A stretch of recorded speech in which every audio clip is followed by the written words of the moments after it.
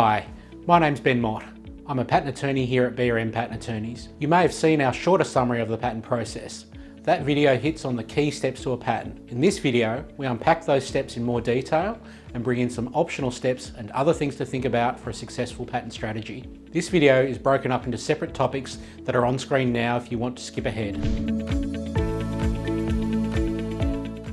If your idea is a new product or process that has practical advantages, we call it an invention, and there's a good chance that it's patentable. Abstract ideas such as a mathematical algorithm without practical application are not patentable. On the other hand, a new machine that uses that algorithm for some practical purpose may well be patentable. There's no need for a prototype, but if you're at a very early stage and there are still real technical challenges to make the invention work, it might be too early to file an effective patent application. Filing your first patent application is a key step. Until then, it's important to keep your invention secret. Confidential discussions are fine, but you can lose patent rights by telling one person who doesn't know to keep the invention secret. If you need to share details of the invention with someone at an early stage, I suggest at least emailing back and forth to create a record that they know and agree to keep the invention secret. If time and budget permit, and the other person is prepared to sign, a professionally prepared confidentiality agreement would put you in a stronger legal position if the other person did the wrong thing by you. Australia, New Zealand, the US, Canada, Japan, and some other countries have 12-month grace periods that can help if you've not kept your invention secret. Even with confidentiality agreements in place, you'll lose patent rights if someone else independently goes public with similar technology before you file your first patent application. So don't delay too long. Whether or not it's worth patenting an invention involves weighing up the cost and benefit.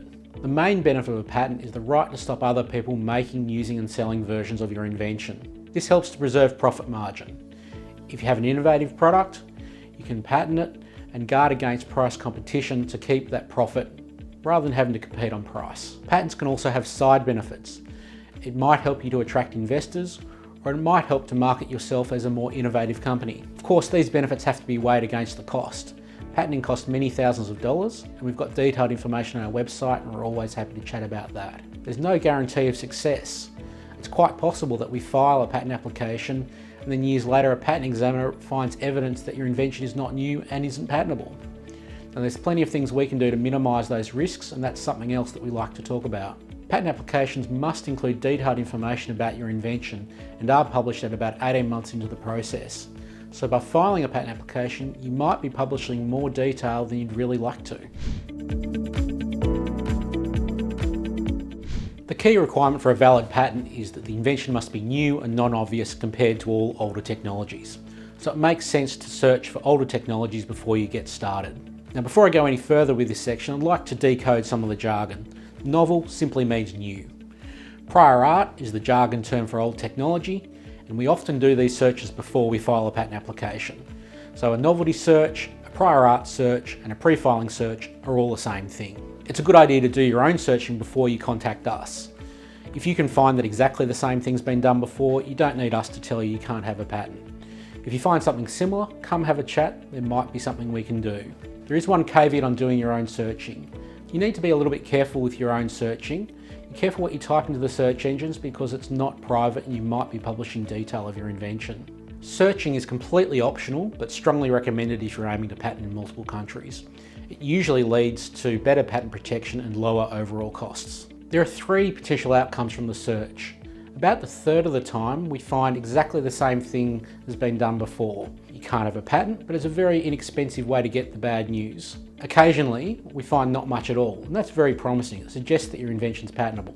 More often than not, we find similar things that aren't quite the same.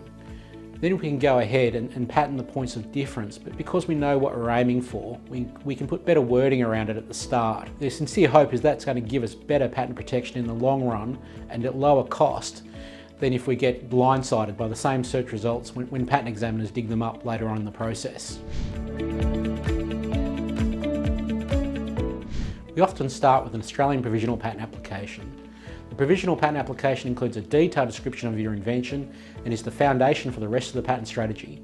So the wording of the provisional is critical. It's not a rough draft. Filing the provisional sets what we call the priority date. That's the key date that patent examiners all around the world will use when assessing whether your invention qualifies for a patent. In the years to come, the patent applications will include definition of coverage called claims. Generally speaking, patent examiners will reject any claim that covers something that was publicly known before the claim's priority date. Preparing and filing a provisional patent application usually takes a week or two.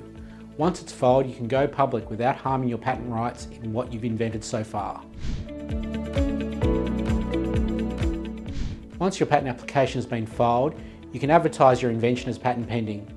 Hopefully that's enough to put off any would-be imitators. If an imitator does enter the market, you can accelerate the patent application process to secure a patent and then enforce the patent to stop the imitator. The Australian Patent Office is called IP Australia. When you have a pending provisional patent application, you can ask IP Australia to conduct what they call an international type search. The search is similar to the pre-filing search earlier on in the process. It's optional but recommended if you're aiming to patent in multiple countries. It's not only a second pass.